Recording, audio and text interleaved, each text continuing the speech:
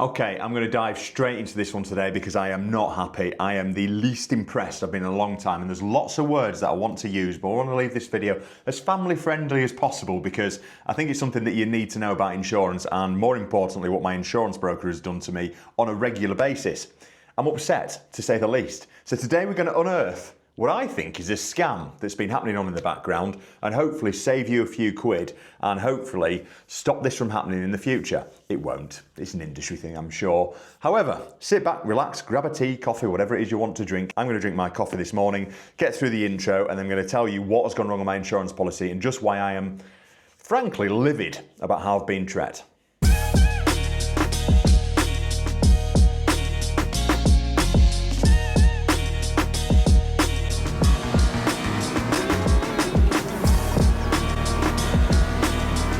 Okay, before we get into the detail, I want to tell you what an insurance broker is meant to do. And I've Googled this because I thought maybe I'm just being daft and naive here, and I don't actually understand what an insurance broker is meant to do. Even though it's what my dad did for the best part of 40 years, and I really do understand what they're meant to do. In fact, I even rung him when this was kicking off, just to get his opinion on it. And he was as aghast as I was with, first of all, what they've been charging me, which I'm going to go into, and secondly, their kind of ethics behind what they've been doing. It's pretty disgusting. So, an insurance broker's job is to act as an intermediary. They work for the client, not the insurance company, to find the best insurance coverage at the most suitable price. They assess the client's needs, research insurance options, and negotiate with insurers and manage the insurance process. Okay? Or at least that's what I thought my broker was doing. Let's just rewind back to last year when I did my policy. So I've had trade insurance for about 5 or 6 years now, and I've stayed with the same broker for like the last 4 years. Now, last year I was a little bit stupid and a little bit naive. I wanted a log burner in here. Don't ask, it's just another one of my wacky ideas. But I just thought it'd be nice in the customer waiting area to have a log burner there, and we can all sit and talk about paperwork in the winter because it does get cold in this unit. So I approached the insurer. They said, yeah, sure, send us some photographs through as to where you want your log burner. I sent the photographs through to them, and their response was, oh, you've got a bar in there. And as you can imagine, I foolishly forgot to tell my insurer that I had a bar, and it went down really badly, and we had a bit of a dispute on our hands. Now, unfortunately, because of this blame culture that we're living now, the way the world is, if someone comes into, here's an excuse for you, if you'd like to come into my bar and get absolutely hammered and then drive home, if you get pulled over or if you have an accident, don't worry, I'm liable, apparently, is what my insurer was saying. Anyway, the long and short of it is I can't serve alcohol at all in this business. And to be fair, I can count on one hand. In fact, I think it's one person who's actually had a drink at that bar who isn't a member of staff. Other than that, it just genuinely tends to be somewhere where you sit and have a coffee, and it's just nice aesthetically to have a load of bottles in the background. That was a bit of a mistake from my point of view, and unfortunately, when we came to rebroke my policy, which is at the time this was happening, my insurance went up by around about £2,000. I was paying £3,500 and it went up to £5,500. Now, I was a little bit upset, as you can imagine, but there were a few material changes at the time as well. So, for example, the sums assured that I had, or the sums insured, went up from 450 grand to 550 grand or whatever it was, and there were a few changes in here as well. So I've invested quite a lot of money into this building, even though it's not my building and people think I'm stupid for it, but I've spent a lot of money in here, and I wanted to make sure that in the event of something serious happened, that I was covered for my investment. So there are a few changes outside of just the bar situation, and I kind of swallowed it and thought, okay, fine, deal with it, and we move on. I then come on to do my policy again this year.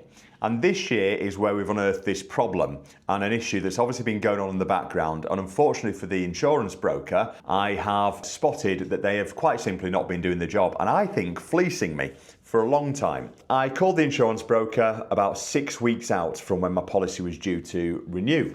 The reason I did that is because I wanted to give us plenty of time because of what happened last year to see if we can fish about, try and find an insurer that will insure a log burner or whatever, or is okay with the bar or whatever it is. But I was fairly determined that we were going to get an insurance quote that was cheaper than last year because of this absolute storm of problems that had happened last year. So I told them 6 weeks out to get me a new quote for my policy. Now I'm with AXA, or I was with AXA, and 5 weeks later, so a week until my insurance is due, they send an email at 6:30 on an evening saying, here's your new insurance quote, £7,500. So it's gone up by another £2,000. Now, caveat, I have got a young driver who's joined the policy. However, I didn't think it would make that much of a difference because mid-term, when I put him on, we had sort of a couple of months left or whatever, and it cost me about 80 quid. I thought it was going to be 700 quid for the year or whatever it might be, or £1,000 or whatever, but certainly not £2,000. Now, after speaking to one of my friends about this, he said that there's a type of cover that you can have on your insurance, which is basically called any driver. So anyone who's on the payroll here can use the insurance, and that's what I was trying to get to happen because Callum, who works here, he's under 25. Alex, who started, he's under 25.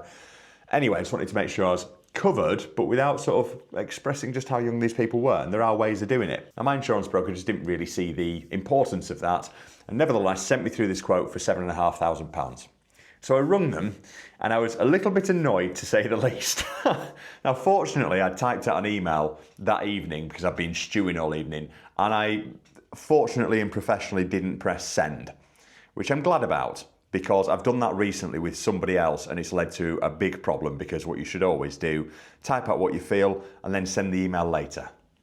Regardless, I didn't send it and we're still in talking terms the following morning. And this is where it starts to get really, really messy, where unfortunately I started to see cracks in their process and their charges because what they were charging in the background was absolutely ludicrous.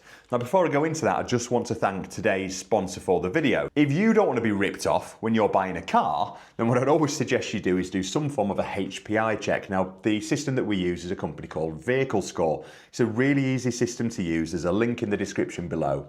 And essentially, it's free.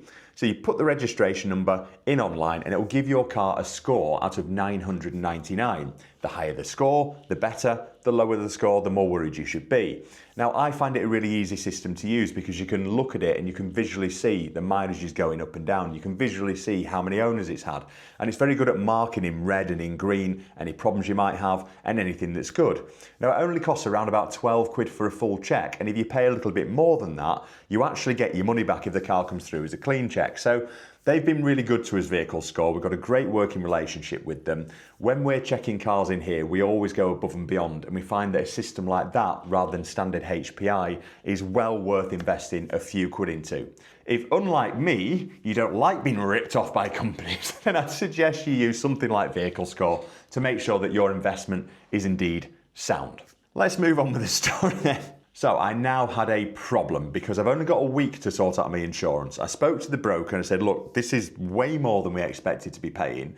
What's going on? They said, well, you know, this is the best deal that we can get for you. AXA's always been really good for you in the past. We can try and get it down, but I think they're fairly competitive. Now, I wasn't having that. So what I decided to do was I approached another broker and said, look, this is the guy that I'd spoken to the year before, actually. He didn't win the business in the end up, but I thought I'm going to go back to him. He, funnily enough, sent me an email as well, which I thought was really professional. I explained the situation to him. I didn't tell him what my new premium was, but I told him what I expected my new premium to have been, especially because he had looked at the figures last year.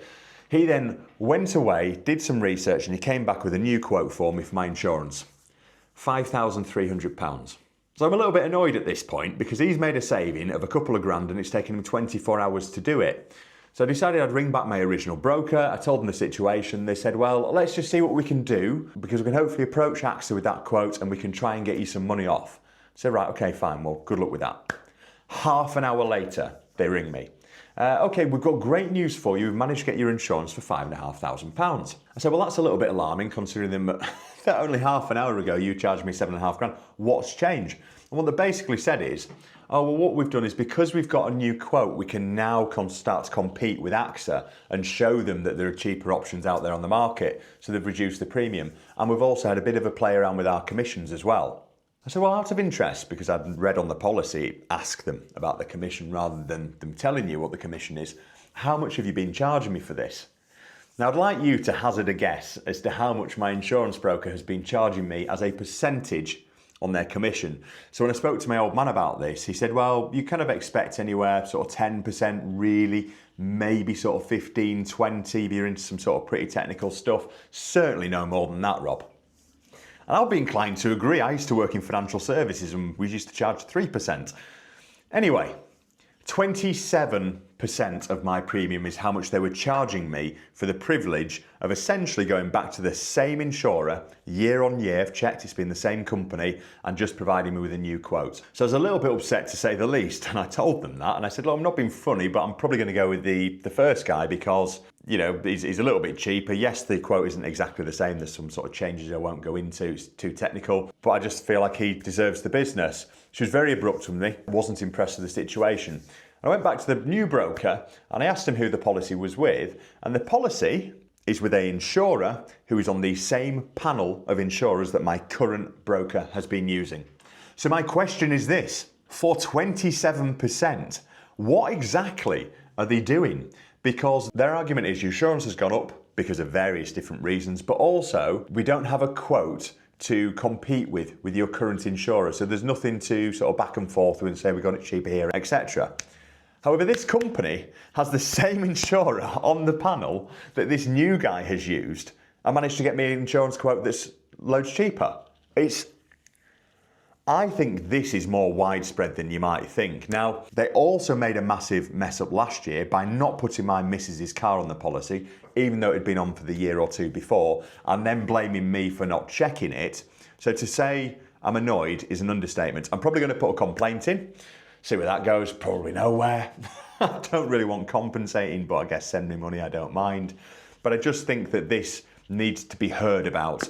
I don't like to name and shame, but I'm really naffed off about the situation. So what I am going to do is the chap that I use, which is a guy called Joe, I'm actually going to put his details in the description below, as long as he's okay with it. I'm going to call him before I drop this video. So if you want to use him for an insurance broker, you're welcome to. His details are in the description below. He's really professional, really helpful. Now, what I'm not annoyed about is the fact that a subscriber, a guy called Glenn from Bosway Limited in Peterborough, has sent me this wonderful counter for my subscribers, and I really appreciate that, mate. So you have your ups and downs in this job. You have the insurers taking your legs off, and then you have lovely people sending you stuff because they think you're doing a good job. So if you haven't already subscribed, that'd be amazing to see that counter going up as we're talking and moving forwards. But I think the lesson to be learned from this video, crucially, is ask questions. I am too trusting of people, especially big companies. I just assume they've got my best interests at heart, and quite often is the case that they really don't. And it annoys me because the way that I run my business is I genuinely try and do the right thing for people, and companies like this really, really upset me. So there we go. Hopefully you've learned something from that, and hopefully it'll save you some money, and hopefully we can make a little bit of a difference with this video. Thank you again for tuning in. Really appreciate your time, and I'll see you on the next one. Cheers.